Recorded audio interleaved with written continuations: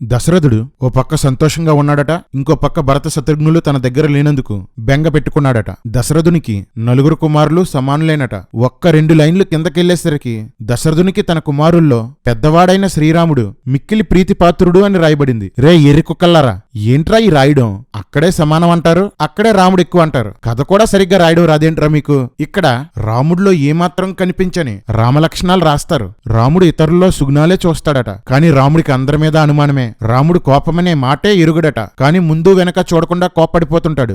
ఏమాత్రం గర్వం లేనివాడట, కాని టన్నుల టన్నుల అహంకారం గలవాడు రాముడు. ఎన్నడూ అబద్ధం చెప్పడట, కాని అసలైన నిజాలు మాత్రం దాచేస్తుంటాడు. పరుని సొత్తు ఆశించడట, కాని పక్క రాజ్యాలను అన్యాయంగా ఆక్రమించేస్తాడు. ఒక్కసారి చూసినంత మాత్రాన హృదయంలో ఏముందో చెప్పగలడట, కాని భార్య మనసులో ఏముందో కూడా తెలుసుకోలేడు. మిక్కిలి క్షోభ పడవలసిన పరిస్థితుల్లో కూడా ఏమాత్రం తొనకని వాడట, కాని బాధ వస్తే చాలు కింద పడి మరీ దొర్లి ఏడుస్తాడు. సోమరితనం లేనివాడట, కాని ఎప్పుడు ఏ పని చేయడు. లక్ష్మణుడితో గొడ్డు చాకరీ చేయించుకుంటాడు. రాముడు తన లోపాలను తానే గుర్తించగలడట. పోన్లేరా, రాముడు లోపాలున్నవాడని మీరే ఒప్పుకుంటున్నారు. రాముడికి పట్టాభిషేకం చెయ్యాలని దశరథుడు అనుకొని అత్యవసర సమావేశం ఏర్పాటు చేసి సామంతరాజులు, మంత్రులు, ముఖ్య సభ్యులందరినీ రాముడికి పట్టాభిషేకం చేయడంలో మీ ఉద్దేశం ఏంటి అని అడుగుతాడు. అప్పుడు వారంతా రాముడికి ఏమాత్రం సంబంధం లేని రామలక్షణాలు ఇంకా చెప్తారు.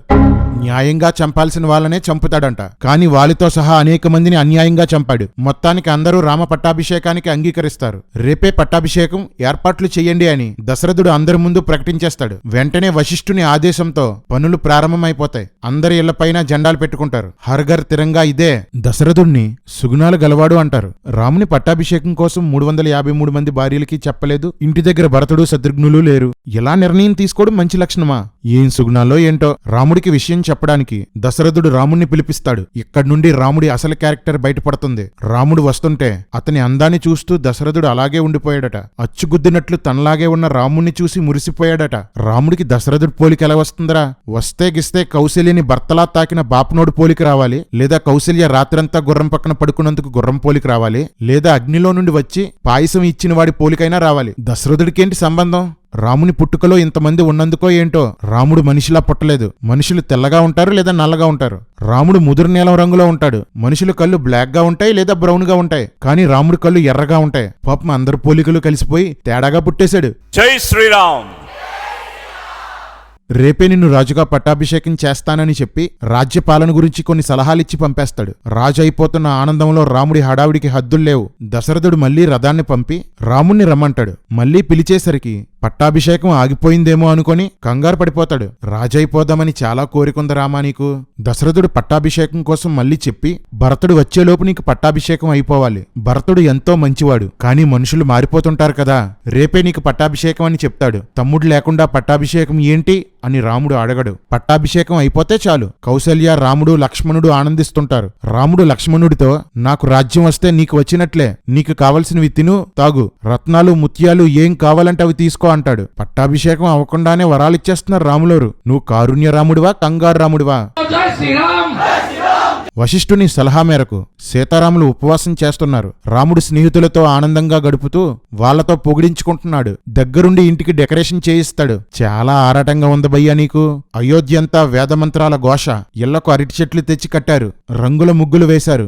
గాలిపటాలు ఎగరేస్తున్నారు. దశరథునితో కైకేయికి వివాహం అయినప్పుడు ఆమెకు తోడుగా మందర అనే గూనిస్త్రీ వచ్చింది. మందర రామ పట్టాభిషేక విషయాన్ని కైకేయికి చెప్తే కైకేయి ఎంతో సంతోషిస్తుంది. కాని మందర భరతుడు పట్టాభిషేకం పొందాలి అని చెప్తుంది. కాని కైకేయి, నాకు రాముడు భరతుడు ఒకటే. రాముడు రాజైతే నాకు చాలా సంతోషం అని చెప్తుంది. మందర కైకేయిని, మూర్ఖురాలా, నీ కొడుకుని రాజుని చెయ్యని కోప్పడుతుంది. అయినా కైకేయి ఒప్పుకోదు. రాముడు కొంతకాలం అయోధ్యని పరిపాలించి తర్వాత భరతుడికి రాజ్యాన్ని అప్పగిస్తాడని కైకేయి అంటుంది. రాముడు అయోధ్యని తన పిల్లలకిచ్చేసి భరతుడికి ఏదో ఒక రాజ్యం ఇస్తాడని మందర అంటుంది. రే కర్రీ, రే లలితాంటి, తర్వాత కాలంలో రాముడు చేసింది అదే కదరా. రాముణ్ణి మందరే కరెక్ట్ గా అర్థం చేసుకుంది. నక్కజిత్తులున్నవారే నక్కజిత్తులున్నవారిని గుర్తుపట్టగలరు. ఎంత చెప్పినా కైకేయి ఒప్పుకోకపోవడంతో రాముడు రాజావుగానే భరతుణ్ణి చంపడమో అడవులకి పంపడమో చేస్తాడని రెచ్చగొడుతుంది. అప్పటి వరకు రాముడంటే ప్రాణమన్న కైకేయి ఒకేసారి కోపంతో ఈరోజే రాముణ్ణి వనవాసానికి పంపుతాను, భరతుణ్ణి పట్టాభిషేకం చేయిస్తాను అంటుంది. రామాయణంలో పాత్రలన్నీ ఇంతే. కథకనుగుణంగా ప్రవర్తన మారిపోతుంటది. నిజ సంఘటన అయితే మనుషుల ప్రవర్తనను బట్టి కథ జరుగుతుంది. రామాయణం కల్పితం కాబట్టి కథను బట్టి పాత్రల ప్రవర్తన మారిపోతుంటుంది. రామాయణంలో అందరూ అపరిచితులే, నిమిషానికి ఒకలా మారిపోతుంటారు. ఒక యుద్ధంలో దశరథుడు గాయపడి చావు బ్రతుకుల మధ్య ఉంటే కైకేయి అతన్ని కాపాడుతుంది. అప్పుడు దశరథుడు నువ్వు నన్ను 2 వరాలు కోరుకో అంటాడు.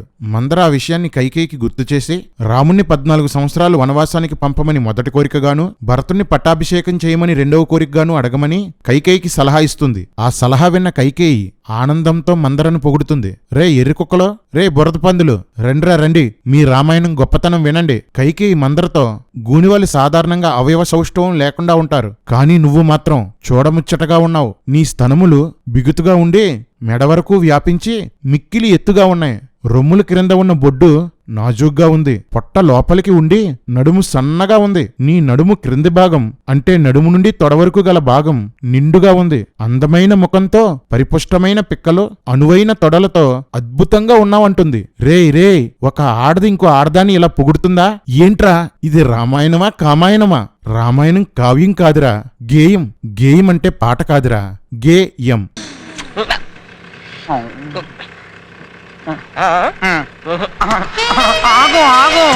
వెంటనే కైకేయి వెళ్లి కోపగృహంలో కూర్చుంది. దశరథుడు కైకేయికి పట్టాభిషేకం కోసం చెప్దామని కైకేయి అంతఃపురంలో ప్రవేశించాడు. పక్షుల శబ్దాలు, వంటల గుమగుమలు, దీపకాంతులు చూసి కామోద్రేకుడై రతికి ఇది తగిన సమయం అనుకున్నాడట. రే మాడా, 60,000 సంవత్సరాల పండు ముసలివాడు కాటికి కాలు చాపి కూర్చున్నాడు. కామం కావలసొచ్చిందా? వాల్మీకి వయగ్రాలు మింగేశాడురా. కైకేయి కోపగృహంలో ఉందని తెలుసుకున్న దశరథుడు ఒళ్లంతా దడెక్కి కైకేయి దగ్గరికి వెళ్లి అడవిలో ఆడ ఏనుగును మగ ఏనుగు తాకినట్లు తాకాడట. వాల్మీకిని మహాకవి అంటారు. నాకు తెలిసినంతవరకు ఇంత దరిద్రమైన వర్ణనలు చేసే కవి ఎవడు ఉండడు. వీడియోలు ఎంత ఎక్కువైపోతుందని చాలా వదిలేశాను, కానీ వాల్మీకి దేన్నైనా పోల్చిన ప్రతిసారి ఇలాంటి చెత్త కవి ఇంతకన్నా గొప్ప గేయం రాయలేడ్లే అనిపిస్తుంది. చెత్త సాహిత్యం, సంబంధం లేని పోలిక, సందర్భానికి సంబంధించిన వర్ణన, ఇదే రామాయణ ఇతిహాసం. చదువుతుంటే వస్తుంది దరహాసం, చేయాలనిపిస్తుంది హేళనతో పరిహాసం. మన్మథ బాణాలతో కొట్టబడి కామ వికారానికి లోనై కామ పరతంత్రుడై ఆతురతతో ఉన్న దశరథుడు నీకేం కావాలో ఆజ్ఞాపించు అని కైకేయిని అడుగుతాడు. నిర్దోషిని ఎవరినైనా చంపమంటావా? దోషినెవరినైనా విడుదల చేసేయమంటావా? ఎవడైనా దరిద్రునికి తేరగా ధనమిమ్మంటావా? ఎవడైనా ధనవంతుడిని ఏమీ లేనివాడిగా చేసేయమంటావా? ఏం కావాలో కోరుకో అంటాడు. కోరికలు తీర్చుకోవడానికి అధికారాన్ని దుర్వినియోగం చెయ్యడమే మీ సనాతన ధర్మం. సనాతన ధర్మం సంకనాకే పార్టీ గద్దెనెక్కిన దగ్గర నుంచి మన దేశంలో జరిగేది ఇదే కదా. మీ కోరికలు తీర్చుకోవడానికి కోర్టుల్ని, సిబిఐని, ఈడీని, ఈసీని, ఐటీని అన్నిటినీ దుర్వినియోగం చేస్తారు. ఇష్టం వచ్చినట్లు రాజ్యాంగాన్ని మార్చేస్తారు. చూసావా రామా, ఎదవలకు పదవులు వస్తే ఇలాగే ఎడుస్తుంది మరి కాలం. నార్త్ ఇండియాని నాశనం చేశారు కదరా. ఇలాంటి సనాతన ధర్మం మాకొద్దు. కామ కోరికల కోసం ధర్మాన్ని తప్పే దశరథుడు ధర్మపాలకుడట. సిగ్గుండాలరా, సిగ్గుండాలి. అప్పుడు కైకేయి యుద్ధంలో ఉన్నప్పుడు నువ్వు నాకు 2 వరాలు ఇస్తానన్నావు కదా, అవి ఇప్పుడు ఇస్తానని మాట ఇవ్వు అంటుంది. దశరథుడు సరే అంటాడు. వెంటనే భరతుణ్ణి పట్టాభిషేకం చెయ్యి, రాముణ్ణి వనవాసం పంపేయి అంటుంది. అది వినగానే దశరథుడు మూర్చబోయాడు. రామాయణం అంతా మూర్చే. అందరూ మూర్చబోతుంటారు, లేస్తుంటారు. స్పృహలోకి వచ్చిన దశరథుడు ఏడుస్తూ క్రూరురాలా, పాపాత్మురాలా, ఇలాంటివి అడుగుతావా అని తిడతాడు. రాముడు నీకు ఏ అపకారం చేశాడని ఎంత ఏడ్చినా కైకేయి ఒప్పుకోదు. భరతుణ్ణి రాజుని చేస్తాను గాని రాముణ్ణి వనవాసానికి పంపలేను. చావబోతున్న వయస్సులో ఇంత దుఃఖం నాకు కలగజేయొద్దు అంటాడు. ఇందాకేమో గర్జించే గుర్రంలాగొచ్చాడు, ఇప్పుడేమో ముసలోన్ని అంటున్నాడు. అందరూ అంతే. అప్పటికప్పటికే మాటలు, ప్రవర్తనలు మారిపోతుంటాయి. కైకేయిని తిట్టి 2-3 సార్లు మూర్చబోయి మొత్తానికి చేసేది లేక 2 వరాలకి ఒప్పుకుంటాడు. తెల్లవారింది. దశరథుడు తన మంత్రి, తమ రథ సారథి అయిన సుమంత్రుడిని పిలిచి రాముణ్ణి తీసుకురమ్మంటాడు. సుమంత్రుడు వెళ్లేసరికి రాముడు చక్కగా బంగారు ఆభరణాలు, అందమైన వస్త్రాలు, తలలో పువ్వులు, ఒంటి నిండా సెంటూ రాసుకుని బంగారు కుర్చీ మీద కూర్చొని ఉంటాడు. పాపం పట్టాభిషేకానికి పొద్దున్నే రెడీ అయిపోయాడు. మా రాజ్యానికి ఏమైంది? మా ఏనుగు రిక్షాలో తీసుకురండి. కైకేయి మందిరానికి రమ్మన్నారని చెప్పగానే కైకేయి మా నాన్నగారిని నా పట్టాభిషేకం విషయంలో ప్రోత్సహించి ఉంటుంది. నేను వెళ్లి పొగిడించుకొని వస్తాను. నువ్విక్కడ ఆటపాటలతో ఆనందించు అని సీతతో చెప్తాడు. ఎవడ్రా ఇక్కడ రాముడికి రాజ్యకాంక్ష లేదు అని చెప్పినాడు. చాలా ఆరాటపడ్డాడు భయ్యా. రాముడు గుహలో నుండి బయటికి వచ్చిన సింహంలా బయటికి వచ్చాడట. అయ్యో ఎర్రిరామా, ఎల్లు దారి పొడుగునా జనాల జేజేలు, రాముడి టాటాలు, పాటలు పాడుతూ ఊరేగిస్తూ పూలు జల్లుతూ తీసుకెళ్లారట.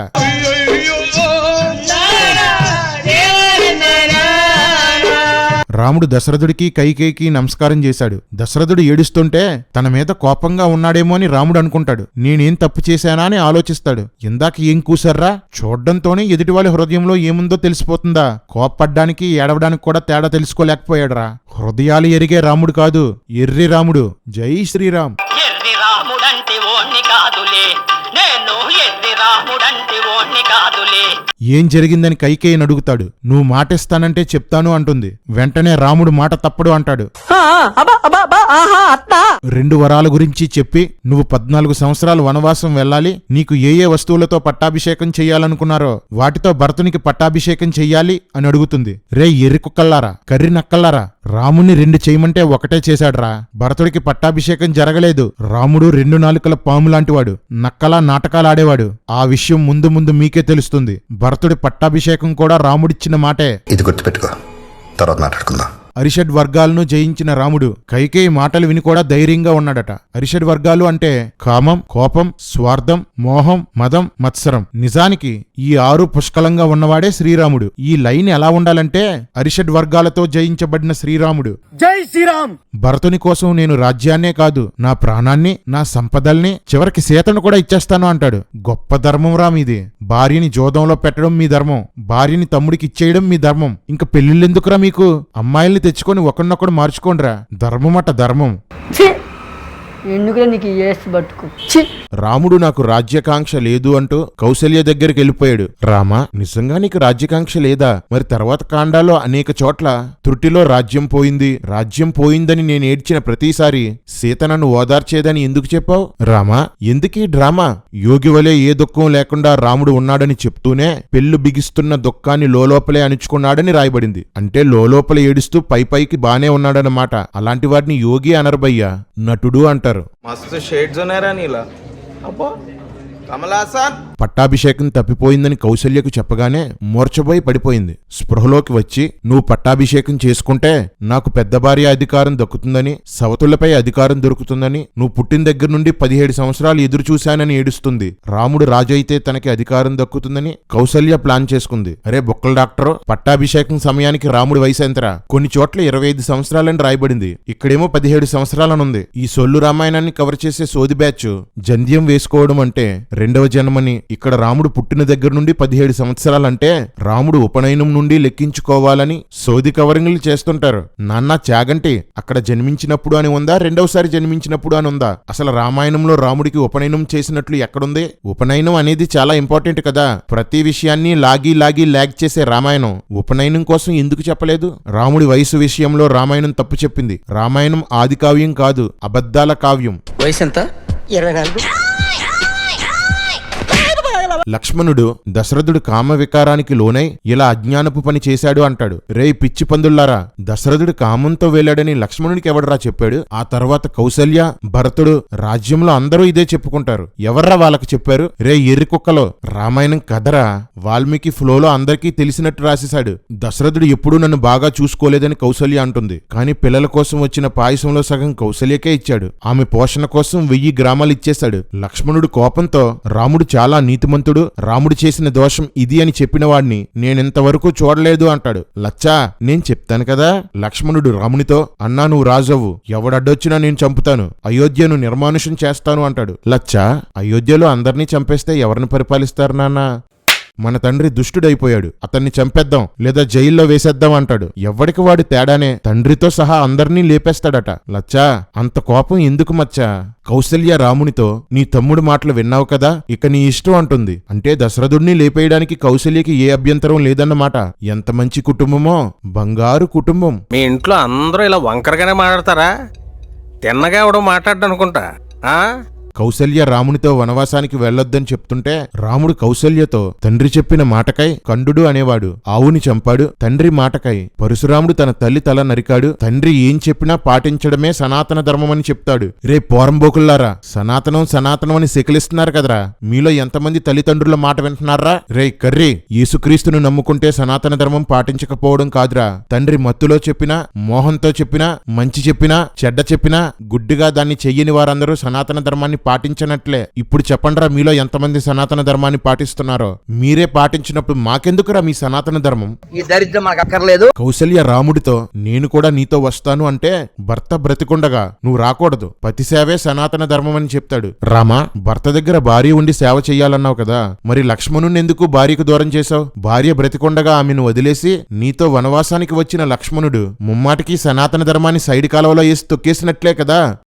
నేను తండ్రికిచ్చిన మాట కోసం అరణ్యానికి వెళ్తే నా తండ్రి ఆడిన మాటను తప్పని సత్యవంతుడవుతాడని రాముడంటాడు. రే ఎర్రిబత్తాయిలు, రాజ్యంలో సామంతరాజులకి, మంత్రులకి, ఊర్లో అందరికీ రాముడే యువరాజని మాటిచ్చేశాడు కదరా. రాముడు అరణ్యానికి వెళ్ళకపోతే దశరథుడు కేవలం కైకేయి దగ్గర మాత్రమే మాట తప్పినవాడవుతాడు. రాముడు అరణ్యానికి వెళ్తే దశరథుడు రాజ్యంలో ఉన్న అందరి దగ్గర మాట తప్పినవాడవుతాడు. ఇంత చిన్న లాజిక్ ఎలా మిస్ అయ్యారు మీరు? రాముడు వనవాసానికి వెళ్లినందుకు అందరూ దశరథుడిని తిట్టుకున్నారు, చీ అన్నారు. అది తట్టుకోలేక కుమిలి కుమిలి చచ్చాడు. తండ్రి ఒక మాట చెప్తే దాన్ని పాటించడం వలన తండ్రికే ప్రమాదం వస్తుందని తెలిసినా గుడ్డిగా దాన్ని పాటించడమే సనాతన ధర్మం. అలాంటి ధర్మం మాకు అవసరం లేదు బాబు. ఈ దరిద్రం మనకు అక్కర్లేదు. రాముడు అక్కడి నుంచి సీత దగ్గరకు వెళ్లి, పట్టాభిషేకం క్యాన్సిల్ అయ్యింది, నేను 14 సంవత్సరాలు వనవాసానికి వెళ్తున్నాను, నువ్విక్కడే పూజలు చేసుకుంటూ జాగ్రత్తగా ఉండు అని చెప్తాడు. అందుకు సీత, నాకు నీవే గతి, నీతో అరణ్యానికి వస్తాను, కష్టమైనా సుఖమైనా నీతోనే, నీవు లేకుంటే నాకు స్వర్గం కూడా వద్దు అంటుంది. కాని ఇదే సీత రాముడి స్వభావం పూర్తిగా తెలిసాక నువ్వు నాకొద్దు, నాకు స్వర్గమే కావాలంటుంది. మీరే చూస్తారు కదా. సీత మాటలు ధర్మసమ్మతమే అయినా సీత మీద ఉన్న ప్రేమ వలన ఆమెను ఆపడానికి రాముడు ప్రయత్నించాడు. ఇప్పటి వరకు ఇదే సనాతన ధర్మం అంటూ తల్లికి తమ్ముడికి నీతులు చెప్పి భార్యకి ఇబ్బంది కలుగుతుంది అనుకుంటే సనాతన ధర్మాన్ని వదిలేస్తాడంట. రాముడికే లెక్కలేని సనాతన ధర్మం మాకెందుకురా ఎర్రి కుక్కల్లారా. అడవిలో కష్టాలుంటాయి వద్దు అని రాముడు చెప్తుంటే నన్ను తీసుకెళ్లకపోతే విషం తాగుతాను, అగ్నిలోకి దూకి చస్తానంటూ వార్నింగ్ ఇస్తుంది. భార్యలు అడిగింది చెయ్యనప్పుడు చస్తానని బెదిరిస్తుంటే ఇదేం దిక్కుమాలిన బుద్ధి అనుకునేవాణ్ణి. అది సనాతన ధర్మమని ఇప్పుడే తెలిసింది. రామాయణంలో చాలా పాత్రలు కోరుకున్నది జరగకపోతే చచ్చిపోతాం అంటుంటాయి. నేను చచ్చిపోతా, నేను బతకను, విషం ఎక్కడ, ఎండిది ఎక్కడ, కట్టెక్కడ, రైలు ఎక్కడరా, నేను చచ్చిపోతా. జై సనాతనం, జై సనాతనం, జై శ్రీరామ్. నువ్వు కనుక నన్ను ఇక్కడ వదిలేసి వెళ్తే నా తండ్రి నిన్ను మాడాదాస్ అనుకుంటాడని సీత చెప్తుంది. మొత్తానికి సీతను తీసుకెళ్లడానికి రాముడు ఒప్పుకొని ఆమెను కౌగిలించుకొని బ్రహ్మలాగే నేను ఎప్పుడూ భయపడను అంటాడు. రామా సొల్లాపు రామా, నువ్వు బ్రహ్మ బొచ్చుడు సార్లు భయపడ్డారు, ఎందుకీ సొల్లు చెప్పు. వెంటనే రాముడు బ్రాహ్మణులను పిలిచి దాన ధర్మాలు చేశాడు. తన దగ్గరున్న బంగారం అంతా, అదేనండి కట్నంగా తెచ్చుకున్న బంగారం అంతా పేదలకి దానం చేశాడు. అత్త సొమ్ము అల్లుడు దానం అనే సామెత ఇక్కడి నుండే వచ్చింది. ఎవడబ్బ సొమ్మని కొలుకుతూ తిరిగేవు రామచంద్ర, ఎవడబ్బ సొమ్మని కొలుకుతూ తిరిగేవు రామచంద్ర. రాముడు సీతతో, నువ్వు నాతో లేకపోతే నాకు స్వర్గం కూడా రుచించదు అంటాడు. కాని సీత రాముడిని వదిలేసిపోయిన తర్వాత 10,000 సంవత్సరాలు రాముడు హాయిగా జీవించాడని రాయబడింది. రాముడి ఇంటి పేరు డి అయ్యి ఉంటుంది. డి రామ కలిపితే డ్రామా. రాముడితో పాటు వనవాసానికి ఎలా వెళ్లాలని లక్ష్మణుడు ప్లాన్ చేసి రాముడు పాదాల మీద పడిపోతాడు. అప్పుడు రాముడు లక్ష్మణుడితో, నా తమ్ముడివైన నీవు మెత్తని స్వభావం గలవాడువు కాబట్టి వనవాసానికి రావద్దు అంటాడు. తండ్రిని లేపేద్దాం, అడ్డు వచ్చిన వారందరినీ వేసేద్దాం అన్నవాడు మెత్తని స్వభావం గలవాడా? ఎర్రి రాముడు. కాళ్ల మీద పడిన ఉపాయం పనవ్వలేదు. రాముడి బుద్ధి తెలిసిన లక్ష్మణుడు ప్లాన్ బి అమలు చేస్తాడు. ఆయుధాలు చేతపట్టి మన సామాను మోస్తూ రాత్రి పగలు మీకు కాపలా కాస్తూ కావలసినవన్నీ సమకూరుస్తాను అంటాడు. వెంటనే లక్ష్మణుడి మాటలకు రాముడు ప్రసన్నుడై వెళ్లి 2 ధనుస్సులు, కవచాలు, 2 తూనీరాలు, 2 కత్తులు పట్టుకొనొచ్చేయంటాడు. ఇంతకంటే స్వార్థపరుడు ఎవరైనా ఉంటారా? ప్రేమతో వస్తానంటే వద్దన్నాడు, ఊడిగం చేస్తానంటే ఓకే అన్నాడు. నువ్వు సుగుణాల రాముడివి కాదు, స్వార్థరాముడివి. జై శ్రీరామ్. రాముడు లక్ష్మణుడితో సుమిత్రాదేవి మొదలగు ఆత్మీయులకు నీ వనవాసం కోసం చెప్పి వచ్చాయంటాడు. రే ఊరపందుల్లారా, ఊర్మిళేమైందిరా? ఊర్మిళకి చెప్పమని ఎందుకు చెప్పలేదు? పెళ్ళై 12 సంవత్సరాలైతే ముందు తల్లికి చెప్పాలా భార్యకి చెప్పాలా? భార్య దగ్గరికి వెళ్తే లక్ష్మణుణ్ణి ఆపేస్తుందేమో అనుకొని రాముడు చెప్పమనలేదా? లక్ష్మణుడు ఎందుకురా ఊర్మిళ దగ్గరికి వెళ్ళలేదు? ఇదారా మీ సనాతనం? పక్కోడి పెళ్లాన్ని గోకేవాళ్ళు మీ సనాతన ధర్మంలో దేవుళ్ళు, సొంత పెళ్లాన్ని వదిలేసేవాళ్ళు మీ సనాతన ధర్మంలో ఆదర్శమూర్తులు. లక్ష్మణుడు పెళ్లాన్ని కోటలో వదిలేసి అడవిలోకి పోయాడు. తర్వాత కాలంలో రాముడు కోటలో ఉండి పెళ్లాన్ని అడవుల్లో వదిలేశాడు. గొప్ప ధర్మంరా బాబు మీది. భారత్ లోని అస్సాం రాష్ట్రంలో ఉన్న గౌహతి ప్రాంతానికి దగ్గరలో ఉండే కామాఖ్య ఆలయానికి ఒక ప్రత్యేకమైన విశిష్టత ఉంది. సతీదేవి యోని భారత్ లోని అస్సాం రాష్ట్రంలోని గౌహతి ప్రాంతంలో పడిందని నమ్ముతారు. ఈ గుడికి వెళ్లిన ప్రతి ఒక్కరూ ఓ మూలన యోని ఆకారంలో ఉండే ఓ రాయిని పూజిస్తారు. లక్ష్మణుడికి పెళ్ళైన 10,000 సంవత్సరాల పాటు ఏం జరిగిందో చెప్పిన రామాయణంలో పెళ్లి సందర్భంలో తప్ప ఒక్కసారి కూడా ఊర్మిళ పేరు మళ్ళీ రాయబడలేదు. రామాయణం మీద ఉమ్ము వస్తారని ఊర్మిళాదేవి నిద్ర అని ఒక కథ కల్పించి పాఠ్యపుస్తకాల్లో వేసేశారు. రామాయణంలో ఉన్న దారుణమైన తేడా విషయాల్ని తర్జుమాలో మార్చేశారు. రేయ్, ప్రాణం పోయిన ఒక్క పదం కూడా బైబిల్కి కలపం రా మేము. మీరు పరువు కోసం రామాయణాన్నే మార్చేశారు. తప్పుని మార్చుకోవడానికి తర్జుమాలు మార్చేశారు. సిగ్గు లేదు మీ అందరికి. మళ్ళీ మీరు మమ్మల్ని అంటారా? ఈసారి నోరెత్తండ్రా. ఒక్కొక్కడికి వెనక నుండి బల్లెం దింపితే నోట్లో నుండి బయటకు వస్తది. చెత్త రామాయణం, చండాలం రాముడు. సామాను సర్దుకొని దశరథుడికి కనిపించడానికి బయలుదేరుతారు. దారంతా అయోధ్య ప్రజలు ఏడుస్తూనే ఉన్నారంట. సోషల్ మీడియా కంటే స్పీడ్ గా వార్త అందరికీ ఎలా తెలిసిపోయిందిరా? ఏం రాతలో ఏం రామాయణమో. రాముడితో పాటు ఆస్తిపాస్తులు వదిలేసుకుని వనవాసానికి వెళ్లిపోదామని అయోధ్య ప్రజలు అనుకున్నారంట. పట్టాభిషేకం ఆగిపోయినందుకు విలవిల్లాడిపోయారంట. జనమంతా కామంతో దశరథుడు ఇలా చేశాడు, కైకేయి వల్లనే ఇలా జరిగిందని తిట్టుకుంటున్నారు. ఇవన్నీ రాముడు వింటున్నా ఏమాత్రం బాధపడలేదంట. అసలు కోట్లో జరిగిన ఈ విషయం ఊరంతా ఎలా తెలిసింది? రాముడికి పట్టాభిషేకం చెయ్యలేదని తనే లీక్ చేసుంటాడు. అలాంటోడేలే. దశరథుని భార్యలందరూ దశరథుడి దగ్గరికి వచ్చి రామా రామా అంటూ ఏడుస్తున్నారు. నేను తప్పుగా మాట ఇచ్చాను, దానిని పక్కన పెట్టి అయోధ్యను పరిపాలించు అని దశరథుడు రాముణ్ణి అడిగితే అలా చెయ్యను అంటాడు. నాకు రాజ్యంపై, సీతపై, మరి దేనిపైన ఆశలు లేవు. నీ మాట నేను నిలబెట్టి నీకు పేరు తెస్తే అంతే చాలంటాడు. దశరథుడికి అపఖ్యాతే వచ్చింది గాని మంచి పేరు రాలేదు. దశరథుడు కైకేయి అవమానాల పాలయ్యారు. రాముడు వనవాసానికి వెళ్లి హీరో అయ్యాడు. నక్కజిత్తుల రాముడు. జై శ్రీరామ్. రాముడి మాటలకి దశరథుడు మళ్లీ మూర్చబోయాడు. సుమంత్రుడు కూడా మూర్చబోయాడట. ఏంట్రా ఈ మూర్చగోళ? సుమంతుడు స్పృహలోకి వచ్చి కైకేయి మీద తీవ్రంగా కోప్పడి తిడతాడు. ఒక మంత్రి రాణిని తిడతాడా? ఏంట్రా ఈ పిచ్చి రామాయణం? పిచ్చండి ఇది.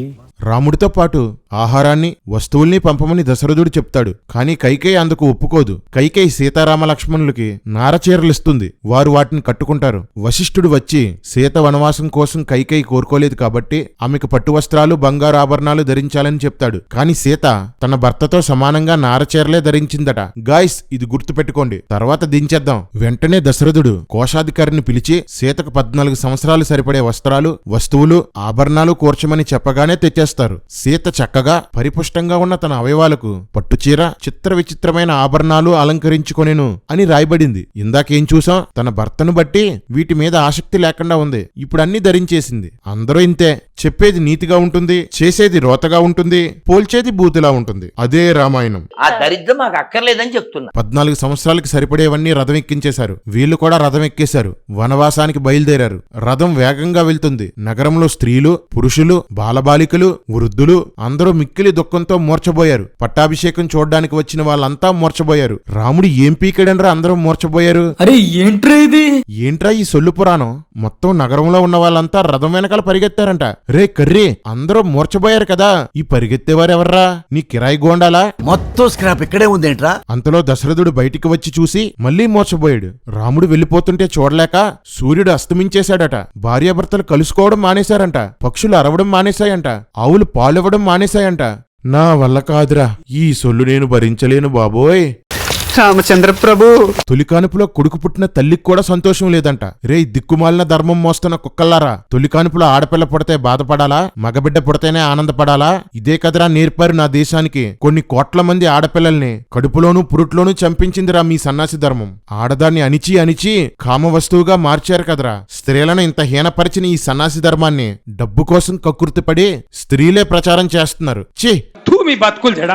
కైకేయిని తిట్టి ఆమెను వదిలేసి కౌసల్య భవనానికి దశరథుడు వెళ్లిపోతాడు. ఇక్కడ వరష్ట కవి వాల్మీకి ఇలా అంటాడు. సీతారామ లక్ష్మణులు లేని రాజభవనం గరుత్మంతుడి సర్పాలను ఎత్తుకుపోగా నిశ్చలంగా మిగిలిన సరస్సులా ఉందట.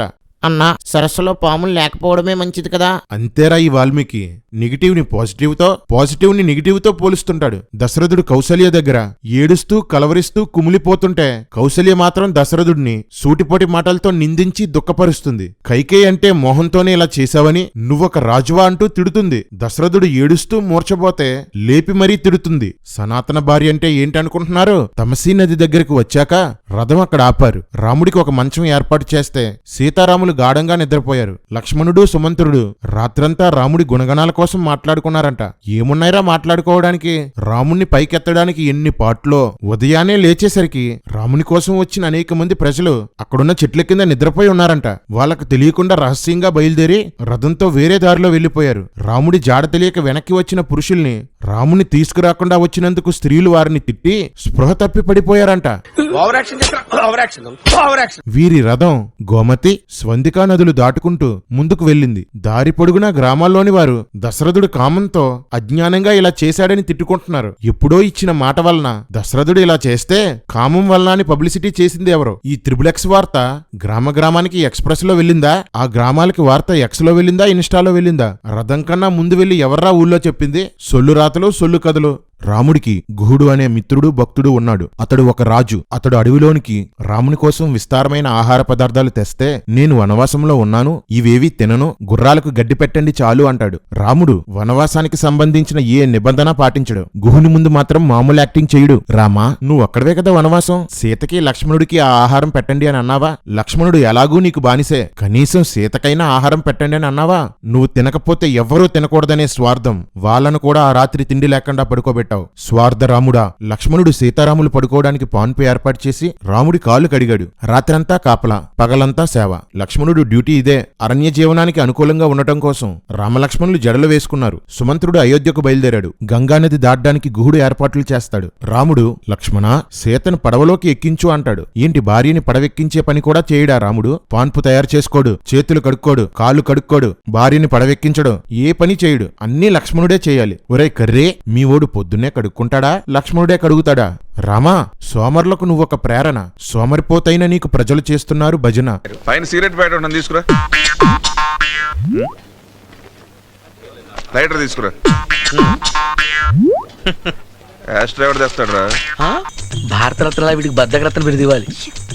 ఆ ఇచ్చిన వేస్ట్లే, అంత దూరం ఎవడెళ్తాడని బద్దకించి మానేస్తాడు. కర్మ.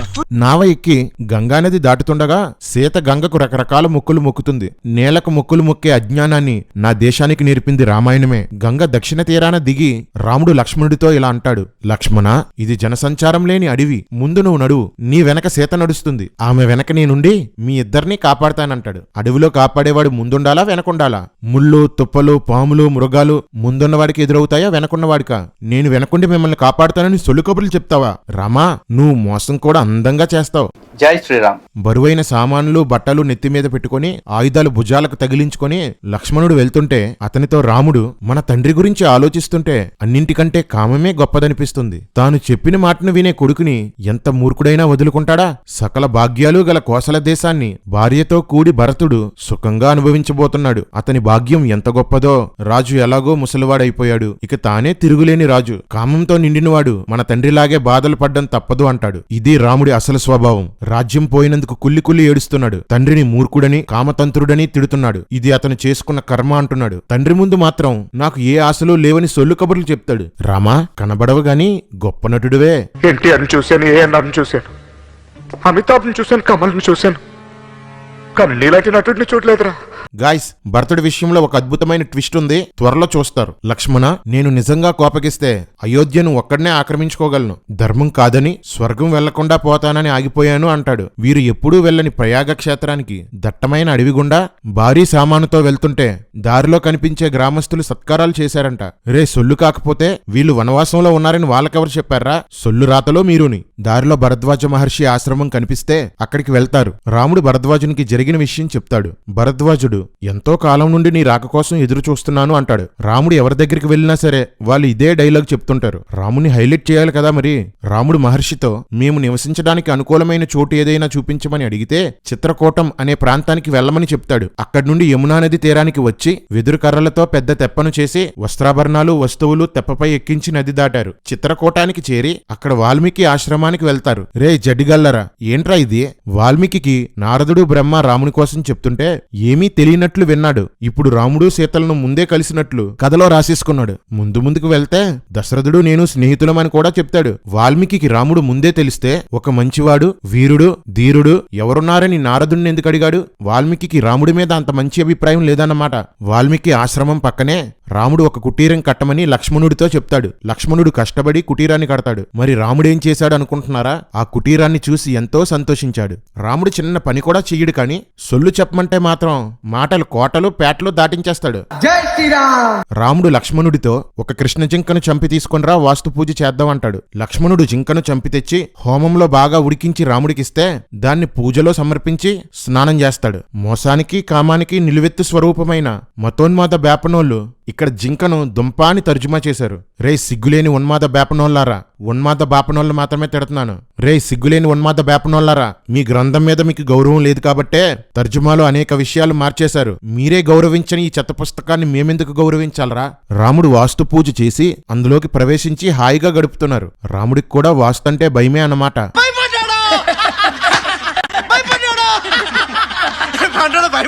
కట్ చేస్తే కథ సుమంత్రుడి దగ్గరికి వెళ్తుంది. సుమంత్రుడు రథంతో అయోధ్యలో ప్రవేశిస్తాడు. రథాన్ని చూడగానే రాముడు ఎక్కడా సీత ఎక్కడా అంటూ ప్రజలు రథం వెనకాల పరుగులు తీశారంట. మా పెళ్లిళ్ళకి పేరంటాలకి వచ్చేవాడంటూ ఓ ఏడుపంట. మీ రాముడేమైనా పేరంటాలేంట్రా ప్రతి పెళ్లికి వెళ్ళడానికి? ఇదిగో మగంగులు, ముహూర్త టైం కమింగ్, మ్యారేజ్ కొడుకుని ప్రవేశపెట్టండి. సుమంత్రుడు దశరథుని కలిసి అడవిలో రాముడు పడుతున్న కష్టాల గురించి చెప్తాడు. అది వినగానే దశరథుడు మూర్చబోయాడు. ఏంటో నాకీ కర్మ, ఇలాంటి సొల్లంతా చదవాల్సి వస్తుంది. కౌసల్య పడిపోయిన దశరథుణ్ణి లేపి మరీ దెప్పుతుంది. రకరకాల మాటలతో గాయపరిచింది.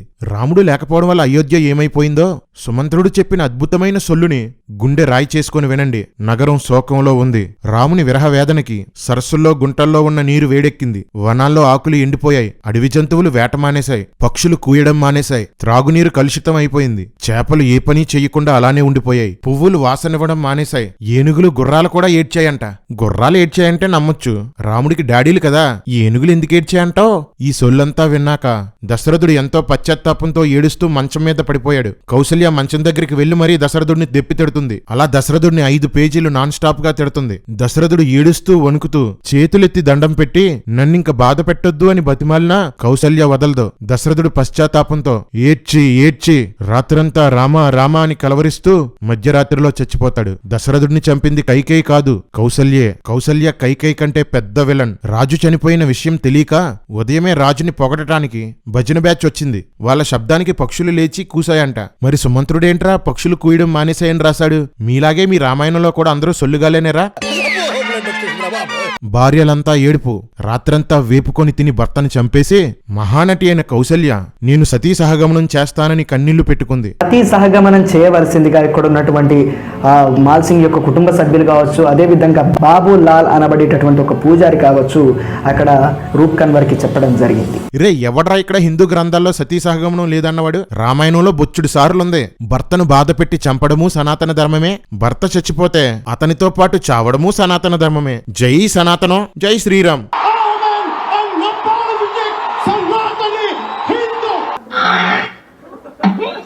రే పిచ్చి కుక్క, బైబిల్ మీద పడి ఏడ్డం కాదురా, ముందు రామాయణం చదువు. ఈ సొల్లు రామాయణం చదువు. రాజ్యంలో ప్రజలందరూ ఏడుస్తుంటారు. ముందు రోజు వరకు కామంతో నిండి దశరథుడు తన కొడుకుని అడవుల్లోకి పంపించేశాడని చెప్పుకున్నారు. ఈ రోజు దశరథుడు గొప్ప రాజు అంటూ ఏడుస్తున్నారు. దశరథుడు కుటుంబంలో ఉన్నవాళ్లే కాదు, అయోధ్యలో ఉన్న వాళ్ళందరూ కూడా అపరిచితులే. దశరథుని అంత్యక్రియలు చేయడం కోసం భరతుణ్ణి శత్రుఘ్నుణ్ణి రప్పించడానికి రథంతో మనుషుల్ని పంపిస్తారు. దశరథుడి శవాన్ని ఔషధాల్లో భద్రపరిచారు. దశరథుడు చనిపోయిన 15 రోజులకి భరతుడు అయోధ్యకు వస్తాడు. అయోధ్య వెలవెలపోవడం గమనిస్తాడు. ప్రతిరోజు అయోధ్యలో చీకటి పడుతుండగా స్త్రీ పురుషులు ఉద్యానవనాల్లోకి వెళ్లిపోయి రాత్రంతా రతి సంయోగంతో సంతోషించి తెల్లవారుతుందనగా ఎవరి ఇళ్లకు వారు పారిపోవడం భరతుడు చూసేవాడట. కానీ ఇప్పుడు ఆ ఉద్యానవనాలు ఖాళీగా ఉండడం గమనించాడు. రే ఎర్రి కుక్కలో, భార్యాభర్తలైతే శారీరకంగా కలుసుకోవడానికి వనాలకు వెళ్లరు అంటే వనాల్లో జరిగేది ఏంట్రా? వ్యభిచారమే కదా. అయోధ్య ఒక బోకు పట్టణం, అక్కడ రాత్రంతా జరిగేది వ్యభిచారమే. రామరాజ్యం కావాలి రామరాజ్యం కావాలి అంటే ఏంటో అనుకున్నాను. రామరాజ్యం అంటే రెడ్ లైట్ ఏరియాల్ని లీగల్ చేయడం అన్నమాట. ఒరే బావమర్దే, బావా నా రాజ్యం రామరాజ్యం రా. ఇక్కడ మర్డర్లుండవు, రేపులుండవు, రౌడీజం ఉండదు. ఎవరైనా రానంటే కదా రేప్ చెయ్యాలి, ఎవరైనా ఇవ్వనంటే కదా రౌడీజం చెయ్యాలి. అవేవి లేవు. ఏం చెప్పావు బావా, నువ్వు రాముడివి, నేను రామదాసుని. జై శ్రీరామ్. తండ్రి మరణ వార్తని కైకేయి భరతుడికి చెప్పింది. వెంటనే భరతుడు నేలపై పడి దొర్లి దొర్లి ఏడ్చాడు. కైకేయికి మాత్రం ఏ బాధ లేదట. మంచి భార్యలు, మంచి కుటుంబం. రాముణ్ణి త్వరగా పిలిపించు, నాకిక అతనే గతి అని భరతుడంటాడు. ఇంకెక్కడ రాముడు, అతన్ని 14 సంవత్సరాలు వనవాసానికి పంపేశాను అంటుంది. భరతుడు ఇంకా దుఃఖపడి ఏడ్చి కైకేయిని నోటికి వచ్చినట్లు తిడతాడు. రాముని తీసుకువచ్చి రాజ్యం అతనికి ఇస్తాను అంటూ భరతుడు ఏడ్చి ఏడ్చి చెప్పండి గాయస్, మూర్చపోయాడు. స్పృహలోకి వచ్చి కౌసల్య దగ్గరకు వెళ్లి, నేను రాజ్యం కోరలేదు, వనవాసం విషయం నాకు తెలియదు, అంతా కైకేయే చేసిందని కుమిలి ఏడ్చి గాయస్ మూర్చపోయాడు. దశరథుడి శవాన్ని చితిపై పడుకోబెట్టి భరతునితో తలకొరివి పెట్టించారు. పిండం పెట్టి 10 రోజులు మైలు తర్వాత 11వ రోజున స్నానం చేసి పెద్ద కర్మ చేశాడు. ఈ మైళ్ళు దినాలు రామాయణంలో నుండి వచ్చినవే. ఏడుస్తున్న భరతుణ్ణి చూసి శత్రుఘ్నుడు కూడా మూర్చబోయాడు. చావండి హే ఎందుకు పుడతారో కూడా తెలియదండి మనుషులు కొంతమంది. కోపంతో శత్రుఘ్నుడు మందర దగ్గరకు వెళ్లి ఆమెను ఈడ్చుకుపోతాడు. భరతుడు అడ్డుపడి, నేను కైకేయిని చంపేద్దును, కానీ అలాంటి పని చేస్తే రాముడు నాతో మాట్లాడడం మానేస్తాడని చంపలేదు అంటాడు. లేదంటే తల్లిని లేపేద్దుడనమాట. అందరూ తేడాగాలేరా మీ రామాయణంలో? భరతుడు మంత్రులందరినీ పిలిచి, నాకు పట్టాభిషేకం వద్దు, నేను వనవాసానికి వెళ్లిపోయి రాముణ్ణి రాజుగా చేస్తాను అని చెప్తాడు. రాముణ్ణి తీసుకురావడానికి రోడ్లు వేయమంటాడు. మొక్కలు, చెట్లు, శిబిరాలు అన్నీ సిద్ధపరుస్తారు. ఇక ఇక్కడి నుండి సొల్లు పీక్స్, లాజిక్ వీక్స్. ఉదయమే లేచి భరతుడు రథమెక్కాడు. అప్పటికే భరతుడు నారచీరలు కట్టుకుని జడ వేసుకుని ఉన్నాడు. అతని వెనకాల 9,000 ఏనుగులు, 60,000 రథాలు, 1,00,000 మంది గుర్రాల మీద వెంబడించారట. దశరథుని భార్యలు వేరే రథాలెక్కి బయలుదేరారట. చిన్న పెద్ద తేడా లేకుండా అన్ని కులాల వారు ఈ రథాలని వెంబడించారట. ఎంత తక్కువగా లెక్కేసుకున్నా 3 లక్షల మంది పైనే ఉంటారు. రాముణ్ణి పిలవడానికి ఇంతమందా? రాముణ్ణి ఎలా హైలైట్ చేయాలో తెలియక రచయిత ఎలా పడితే అలా రాసేశాడు. కానీ అన్నీ రాముణ్ణి అంతకంతకు మూర్ఖుడిలా చూపిస్తాయి. భరతుడు దారిలో రాముని భక్తుడైన గుహుడిని కలుసుకుంటాడు. రాముడు చెప్పిన మాటలను బట్టి అతడు వెనక్కి రాకపోవచ్చు అని గుహుడు భరతుడితో అంటాడు. ఆ మాట వినగానే తట్టుకోలేక భరతుడు గాయస్ మూర్చపోయాడు. ఆ రాత్రి ఆ 3 లక్షల మంది అడవిలో గడిపి, ఏంటి 3 లక్షల మంది రాత్రి అడవిలో గడిపి, సర్లే ఉదయమే లేచారు. గుహుడు వీళ్ళందరినీ గంగానది దాటించడానికి 500 నావలు, 100 స్వస్తిక్ ముద్ర గల నావలు ఏర్పాటు చేశాడు. ఈ స్వస్తిక్ ముద్ర కూడా రామాయణం నుండి వచ్చిందే. 60,000 రథాలు, 1,00,000 గుర్రాలు, ఏనుగులు, 3 లక్షల మంది ప్రజలు 600 నావల్లో గంగానది దాటేశారంట. రే బొక్కల డాక్టర్, లెక్కలేసుకోరేంట్రా మీరు? కేవలం రథాలు దాటించడానికి ఒక్కొక్క నావ 100 రౌండ్లు వెయ్యాలిరా. మొత్తం అందరినీ నది దాటించడానికి ఒక్కొక్క నావ 700 రౌండ్లు వెయ్యాలి. ఒక రౌండ్కి అప్ అండ్ డౌన్ 2 గంటలు తీసుకుంటే 24 గంటలు నావలు నాన్ స్టాప్ గా నడిపితే 60 రోజులు పడుతుంది. సొల్లుకు కూడా హద్దులుండాలరా. చెప్పాను కదా, ఇక్కడ నుండి లాజిక్కి లంగరేసి సముద్రంలో దించేస్తారని. భరద్వాజ మహర్షితో మాట్లాడి రాముని ఆచూకీ తెలుసుకుందామని ఆశ్రమానికి కొంచెం దూరంలో తన బలగవంతటిని ఆపేసి భరతుడు మంత్రుల్ని, వశిష్ఠుణ్ణి తీసుకొని ఆశ్రమానికి వెళ్ళాడు. రాముని చంపాలని ఉద్దేశంతో భరతుడు వచ్చాడని భరద్వాజ మహర్షి అనుమానిస్తాడు. భరతుడు అంతా వివరించి చెప్తాడు. అతనితో వచ్చిన వారు కూడా భరతుడిది తప్పులేదని చెప్తారు. అప్పుడు భరద్వాజ మహర్షి భరతునితో, నీ మనసులో ఏముందో నాకు ముందే తెలుసు, నీ కీర్తి వ్యాపించడానికి ఇలా ప్రశ్నించాను అంటాడు. రామాయణంలో ఒక్క ఋషి కూడా స్థిరం కాదు, అందరూ సొల్లు చెప్పడమే. భరతుడిది సత్య సంకల్పమట. అందుకని రాముడు ఎక్కడున్నాడో భరద్వాజుడు ఆచూకీ చెప్పాడు. రే కుక్కలారా, ఇలా ఒకసారి రండిరా. తండ్రి మాట పాటించి అడవులకు వెళ్లిన రాముడు ధర్మం పాటించినట్లేనా? అవును, మా రాముడు ధర్మాత్ముడు. తండ్రి మాటను నేను పాటించను, రాముణ్ణి కూడా పాటించనివ్వను. నేను వనవాసం, రామునికి పట్టాభిషేకం జరిపిస్తానన్న భరతుడు ధర్మాన్ని పాటించినట్లు అవ్వదు కదా. అంటే మరి చెప్పండ్రా ఓరకొక్కల్లారా, ఏంట్రా ఈ పిచ్చి పుస్తకం? తండ్రి మాట పాటించేవాడు ధర్మాత్ముడే, పాటించడానికి సహకరించే లక్ష్మణుడు ధర్మాత్ముడే, పాటించని భరతుడు ధర్మాత్ముడే, పాటించకుండా అడ్డుకోవడానికి వెళ్తున్న పురోహితులు, మంత్రులు కూడా ధర్మాత్ములే. ఏంట్రా ఈ పిచ్చి ధర్మం? అన్నదమ్ములు 4 విష్ణుమూర్తి అవతారాలేనట. 2 అవతారాలు సనాతన ధర్మాన్ని పాటించమంటే 2 అవతారాలు పాటించవద్దు అంటాయి. 2 అవతారాలు స్త్రీలనేమీ చేయకూడదు అంటే 2 అవతారాలు స్త్రీలను శిక్షిస్తాయి. రే, మీ సన్యాసి ధర్మం అంటే ఏంటో మీకే కాదు, మీ దేవుళ్ళకి కూడా క్లారిటీ లేదురా. మీ బ్రతుకులు మీరు చేది నమ్మ బతుకు బురదలో పంది బతుకుతుంది, నువ్వు బతుకుతున్నావు ఎందుకురా? ఎదవన్నారు ఎదవ. భరతుడు బయలుదేరతామంటే ఈ రాత్రికి మా ఆతిథ్యం తీసుకోండి అంటాడు. చాలా మంది ఉన్నామని భరతుడు చెప్తే మొత్తం అందరినీ రప్పించండి, నా ఆతిథ్యం అంటే ఏంటో చూపిస్తానంటాడు భరద్వాజ మహర్షి. భరద్వాజుడి గదిలోనికి వెళ్లి నీళ్లు చల్లి విశ్వకర్మను, యముడిని, ఇంద్రుడిని, వరుణుణ్ణి, కుబేరుణ్ణి పిలుస్తాడు. పార్టీకి హెల్ప్ చేయమని అడుగుతాడు. వెంటనే కూలింగ్ వాటర్ నది, పల్లరసాల నదులు, చెరుకు రసం నదులు, పాల నదులు ప్రవహించుకుంటూ అక్కడికి వచ్చేస్తాయి. హాహా ఊహు అని పాటలు పాడే గంధర్వ టీం వచ్చేసింది. రకరకాల వాయిద్యాలతో ఆర్కెస్ట్రా వచ్చింది. రంభ, ఊర్వశి, మేనక, హేమ, హిమ మొదలైన 60,000 మంది అప్సరసలు వచ్చేశారు. వచ్చిన స్త్రీలు సరిపోలేదని రకరకాల చెట్లు స్త్రీలుగా మారిపోయి వచ్చేశాయి. ఒక్కొక్క మగాడికి స్నానం చేయించడానికి 8 మంది అమ్మాయిలు వచ్చారు. ఈ లోపు విశ్వకర్మ పార్కులు, బిల్డింగులు, మేడలు, పరుపులు, మంచాలు అన్నీ రెడీ చేశాడు. రకరకాల ఆహార పదార్థాలు అప్సరసలు వచ్చేశాయి. పళ్ళగుజ్జులు, పానీయాలు, తేనె, మజ్జిగ, పూలమాలలు, చల్లగాలులు, మత్తు పానీయాలు, మద్యం బావులు, ఒకటా రెండా అన్ని వచ్చేశాయి. లేడి మాంసం, వేట మాంసం, మేక మాంసం, అడవి పంది మాంసం, నెమలి మాంసం కుండల్లో వండి రాసులుగా పోశారు. ఒక్కొక్కడు మత్తు పానీయాలు సేవించి మద్యం తాగుతూ మాంసం తింటూ అప్సరసలతో ఆటలు పాటలు. అప్సరసలు తాకడంతోనే పురుషులు పరవశం అయిపోయారట. మహర్షి గారి ఆశ్రమంలో అయోధ్య ప్రజలంతా అప్సరసలతో కలిసి తపస్సు చేసుకున్నారు. రాత్రంతా రతి క్రీడలే. ఆడవాళ్లు మగవాళ్ళు అని తేడా లేకుండా అందరూ తాగి తూలి డాన్సులు, పాటలు, పరుగులు. ఒక్కొక్కడికి మందు ఎక్కువైపోయి మేం అయోధ్యకి వెళ్ళం, రాముడి దగ్గరికి వెళ్ళం, స్వర్గం అంటే ఇదే అని అన్నారు. చెప్పాను కదా, అంతా సొల్లు సొల్లు, లాజిక్కులు నిల్లు, రాత్రంతా మోగింది గల్లు గల్లు. Welcome to Sanatan night club. Unlimited మందు విందు పొందు. శ్రీ రాజరాజేశ్వరి వరప్రసాద మహారాజశ్రీ పసలపూడి పొంకజంగారి పరమకళా రసిక నాట్య మండలికి నేను మన్నసలి తినలేదే తల్లి. అబద్ధాలాడతావు? మన్ను తినడానికి నీకేం కర్మ పట్టిందిరా? నీకు పంచదార పూరీలు లేవా? నీకు మిరపకాయ బజ్జీలు లేవా? నీకు వేడి వేడి బొబ్బట్లు లేవా? లడ్డు మిఠాయి నీకు రమ్యముగా చేయిస్తే తింటివి రకన్న.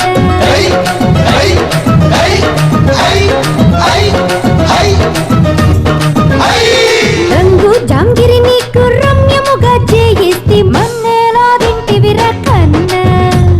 మన్నేలా తింటివి రకన్న.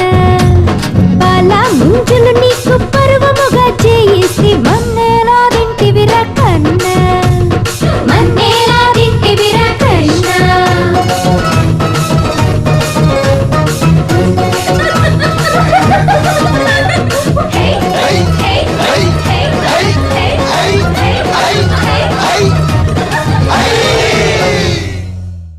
మీది రామాయణం కాదురా, రేవాయణం, కామాయణం, సురాపానీయం. రెండ్రా ఇరుకుకల్లారా. ఏంట్రా మీ ఋషి రేవు పార్టీ ఇస్తున్నాడా? అందుకేనేట్రా మీ స్వామీజీలందరూ పగలు పవిత్రులు, రాత్రులు రసికులుగా మారిపోతారు? ఇదరా సనాతన ధర్మం అంటే? అంతేగా అంతేగా. అమ్మాయిల్ని ఇంపోర్ట్ చేసి పడుకోబెడతారా? అప్పటి నుండి ఇప్పటి వరకు మీ ఆశ్రమాల్లో జరిగేవన్నీ ఇవే కదా. పోరంబోకు పనులన్నీ మీరు చేస్తూ మాకు నీతులు చెప్తారా? భరతుడితో పాటు ఆడవాళ్ళు కూడా వచ్చారు కదా, వాళ్ళను గంధర్వులతో పడుకోబెట్టారా? మీది పురాతన ధర్మం కాదురా, పోరంబోకు ధర్మం. అడవి పంది మాంసాన్ని దుంపాని తర్జుమా చేశారా. మా కొలిగ్గు ఒక బేపనోడు ఉండేవాడు. నైట్ కూరేంట్రా అంటే పొటాటో అనేవాడు. ఇప్పుడు అర్థమైందిరా దుంపంటే ఏంటో. సురాపానం అని శ్లోకంలో ఉంటే చెరుకు రసం అని తర్జుమా చేస్తారా? మాంసం అని శ్లోకంలో ఉంటే ఫలాలని తర్జుమా చేస్తారా? మద్యపు బావులు అని రాసుంటే మజ్జిగ బావులని తర్జుమా చేస్తారా? ఏరా ఉన్నది ఉన్నట్లు తర్జుమా చేయడానికి సిగ్గేసిందా? అసలు ఆ తర్జుమా చేసినవాడు దశరథుడి ఫ్యామిలీ లాగే అయోధ్యలో ఉన్న వాళ్ళంతా కూడా నిమిషానికో మూడు మారిపోయి అపరిచితులే. రాముని కోసం రథం వెనకాల పరిగెట్టి ఏడ్చారు. మత్తు పదార్థాలు తీసుకొని అప్సరసలతో దొర్లి మాకు రాముడే వద్దనేశారు. యథా ధర్మ తదా పోరంబోకులు. అంతేగా అంతేగా. ఎవరికీ తెల్లవారే వరకు మత్తు దిగలేదంట. ఉదయమే భరద్వాజ మహర్షి భరతుడితో రాత్రి బాగా గడిచిందా అని అడుగుతాడు. మహర్షుల అసలు రంగు ఇదనమాట. మహర్షి భరతుడికి చిత్రకూట పర్వతం యొక్క అడ్రస్ చెప్తాడు. భరతుడు సైనికులు కలిసి రాముణ్ణి వెతుకుతూ చిత్రకూట పర్వతానికి చేరుకుంటారు. రాముడున్న స్థలం దగ్గరలోకి వచ్చేసరికి లక్ష్మణుడు భరతుని సైన్యం చూసి, రామ సీతను గుహలో దాచిపెట్టు, భరతుడు మనల్ని చంపడానికి వస్తున్నాడు, మనిద్దరం కలిసి భరతుణ్ణి, కైకేయిని, మందరిని చంపేద్దాం అంటాడు. విష్ణుమూర్తి అవతారమైన లక్ష్మణుడు ఎలా మాట్లాడుతున్నాడో చూడండి. రామాయణంలో పదే పదే లక్ష్మణుణ్ణి తెగ పొగిడేస్తుంటారు. కాని లక్ష్మణుడికి ఆవేశం, తొందరపాటు తప్ప ఇంకేమీ లేవు. ఇలాంటి లక్ష్మణుడు రాముణ్ణి పదే పదే ఓదార్స్తుంటాడు. ఏంటో కర్మ. అప్పుడు రాముడు కారణం లేకుండా ఎదుటివారిని అనుమానించకూడదు అంటాడు. రామా, నువ్వెందుకు విషయం తెలియకుండా సుగ్రీవుణ్ణి, భరతుణ్ణి అనుమానించావు? బాబాలా కూర్చొని సొల్లు చెప్తావు కాని బాగుపడే పని ఒకటే చెయ్యవు. తండ్రిని ప్రసన్నం చేసుకొని భరతుడు నాకు రాజ్యం ఇవ్వడానికి వస్తున్నాడేమో అంటాడు. పైకి కనపడవు గాని లోపల నీకు చాలా ఆశలున్నాయి భయ్యా. మనల్ని అయోధ్యకు తీసుకువెళ్ళడానికి దశరథుడే వచ్చి ఉంటాడని రాముడు అంటాడు. లోపలేమో అయోధ్యకు వెళ్ళిపోవాలని ఉంది. వెళ్ళిపోతే కీర్తి ప్రతిష్టలు రావని ఇంకో బాధ. పాపం రాముడు నలిగిపోతున్నాడు.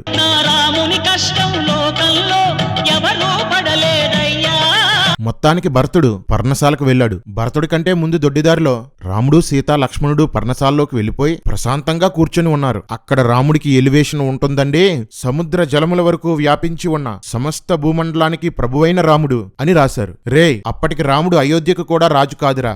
ఏంట్రా ఈ షోయింగ్లు? రాముణ్ణి చూడగానే భరతుడు ఏడు పాపుకోలేకపోయాడు. నలుగురు అన్నదమ్ములు ఏడ్చి కౌగిలించుకున్నారు. ఈసారి రాముడు ఎలాంటివాడో లేయర్స్ గా బయటపడుతుంది. భరతునితో, తండ్రి గారు ఎక్కడా? నువ్వు ఇక్కడికి ఎందుకొచ్చావు? రాజ్యం ఎలా ఉంది? బ్రాహ్మణులకు నమస్కారం చేస్తున్నావా? పక్షపాతం లేకుండా తీర్పు తీరుస్తున్నావా? అంటూ 74 కుశల ప్రశ్నలు వేస్తాడు. ఇంతకంటే మూర్ఖంగా మాట్లాడేవాడు ఎవడైనా ఉంటాడా? ఎవడైనా రెండో మూడో ప్రశ్నలు వేసి సమాధానం తెలుసుకొని మళ్ళీ అడుగుతాడు. ఆగకుండా 74 ప్రశ్నలు అడుగుతారా? అలా మాట్లాడేవాడు రాముడా, మూర్ఖుడా? పైగా ఆ ప్రశ్నలన్నీ రాముడికే రాజ్యం పరిపాలించడం వచ్చు అన్నట్లుగా గొప్ప చెప్పుకున్నట్లుంటాయి. ఇంకో జోక్ ఏంటంటే, భరతుడు అయోధ్యకు వచ్చి నెల రోజులు కూడా అవ్వలేదు, అంతలోనే రాజ్యంలో 74 విషయాలు ఏం చేసేస్తాడు? ఇప్పుడు కర్రిగాడొచ్చి యోబు గ్రంథంలో యెహోవా వచ్చి యోబుని ప్రశ్నల మీద ప్రశ్నలు అడగలేదా అంటాడు.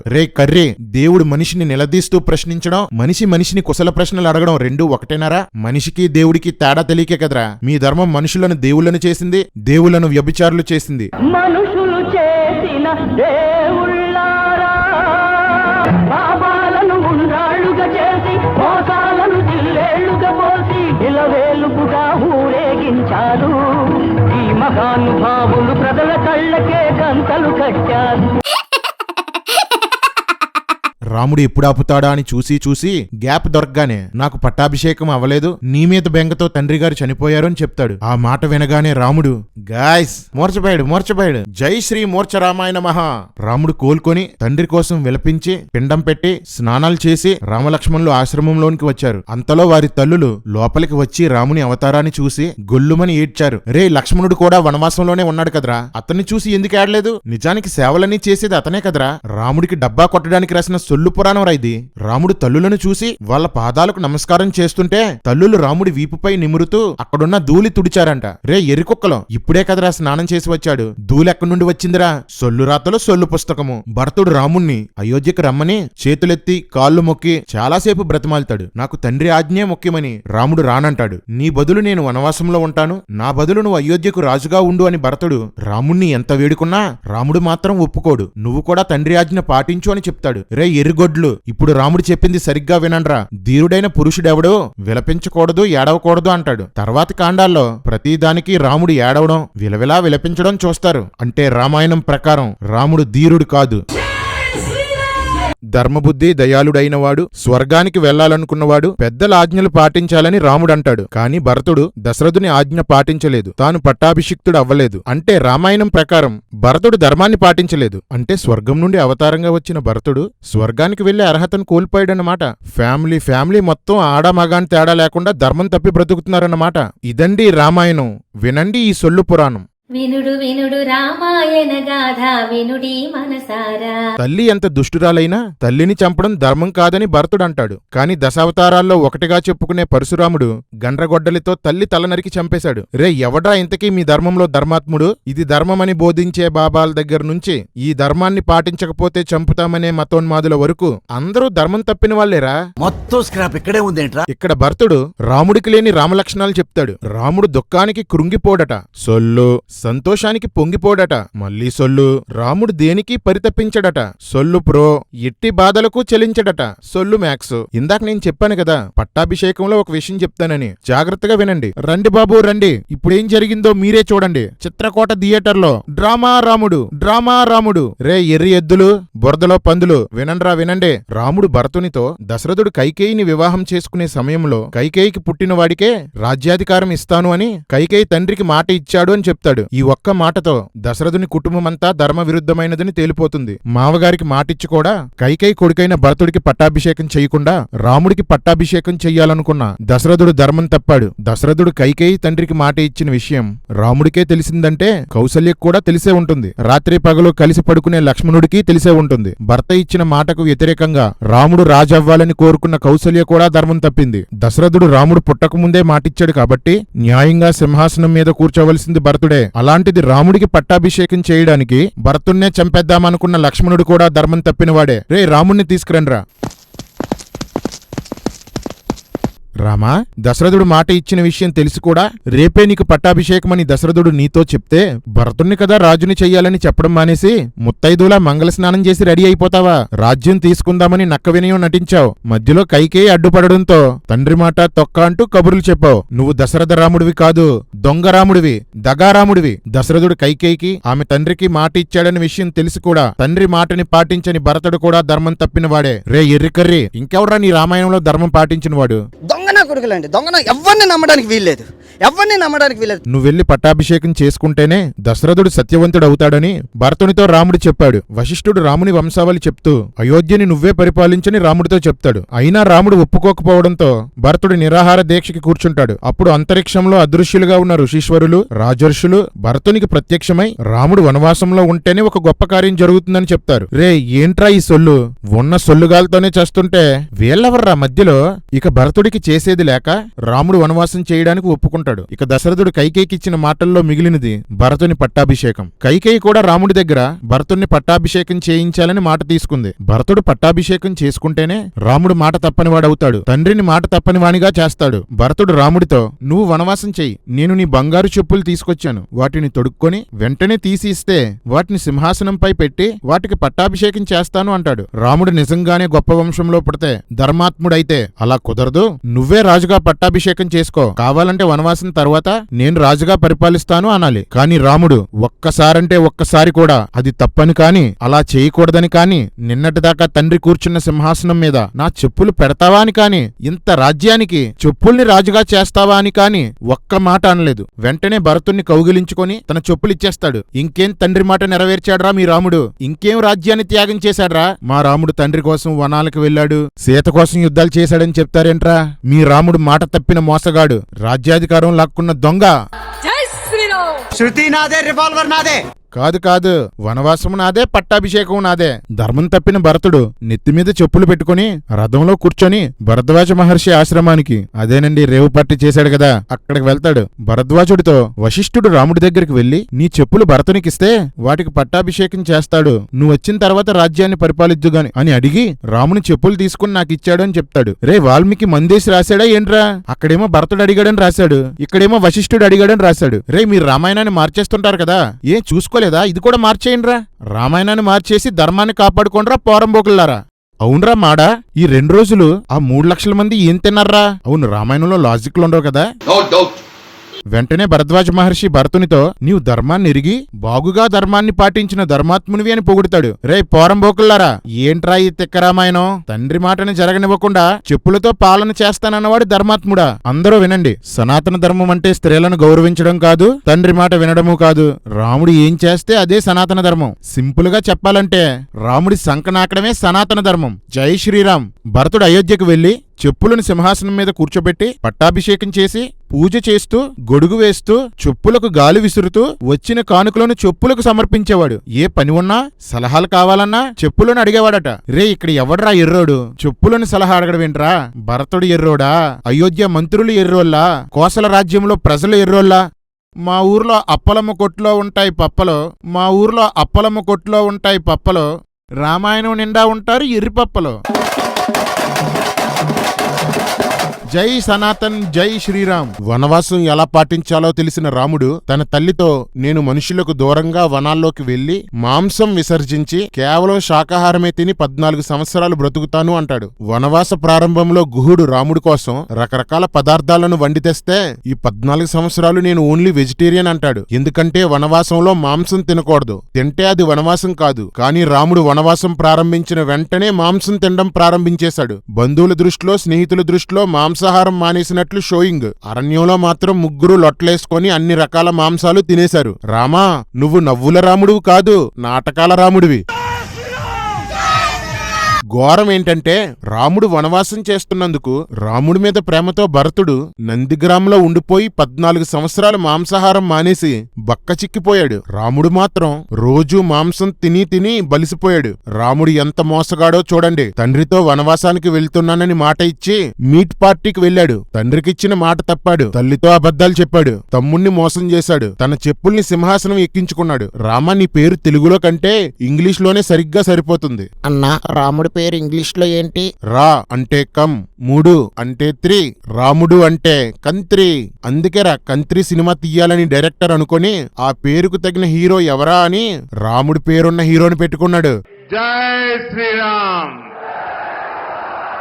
రాముడి కంటే పెద్ద కంత్రి ఎవరంటే గీతా ప్రెస్ వాళ్ళు. అన్ని భాషల్లోనూ రాముడు మాంసం తినలేదు, మద్యం తాగలేదు అని మార్చేశారు. సీతారాములు వనవాసానికి ముందు, వనవాస కాలంలో, వనవాసం తర్వాత కూడా మాంసం తిన్నారు, మందు కొట్టారు.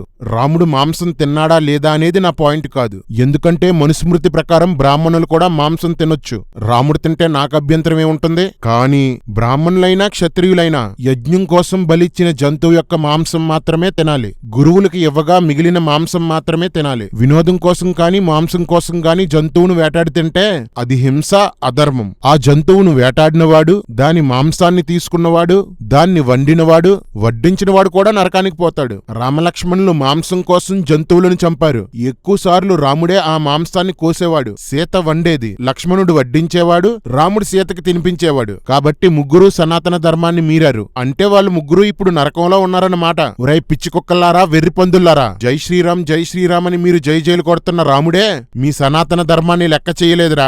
రేయ్ మాడా, రేయ్ కేడి, రేయ్ లంబడి, అది చూసిన ఆంబోతుల్లా మీడియాలోనూ రోడ్ల మీద తిరగడం కాదు. ఒకసారి రామాయణం చదివి మీ దేవుళ్ళ కోసం, ధర్మం కోసం తెలుసుకోండిరా వెదవల్లారా. అందరికీ చిత్రకోట అడ్రస్ తెలిసిపోతుందని రాముడు అత్రి మహర్షి అనసూయల ఆశ్రమానికి వెళ్తాడు. ఈ అనసూయ సీతకు బంగారు ఆభరణాలు, రత్నాలు ధరించుకోవడానికి ఇస్తే ఒళ్ళంతా బంగారం ధరించుకొని అరణ్యంలోనికి ప్రవేశిస్తారు. అంతటితో అయోధ్యకాండ పూర్తయి అరణ్యకాండం ప్రారంభమవుతుంది.